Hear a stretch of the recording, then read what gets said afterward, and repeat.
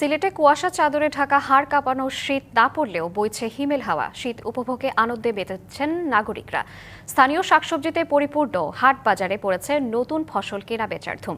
আর পর্যটকের আনাগোনায় মুখর দর্শনীয় স্থানগুলো। স্নিগ্ধ ভোর, নবোদিত সূর্যের আলোকরেখা ঠিকরে পড়ছে চা বাগানে।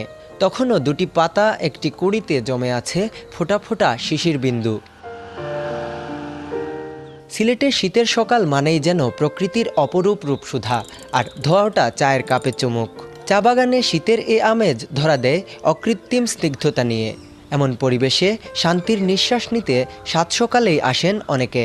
শীতের হাওয়াটা, শিশিরের এই যে সকালবেলাটা, ফজরের নামাজ পড়ে খুব একটা ভালো লাগে আর কি। মৃদু হালকা শীত এবং সকালে সিলেটের চা খেয়ে মনোমুগ্ধ করে। সিলেটে শীতের জৌলুস এখনও হাড়ে কাঁপন ধরায়নি, তবে রাতের শেষাংশ থেকে ভোর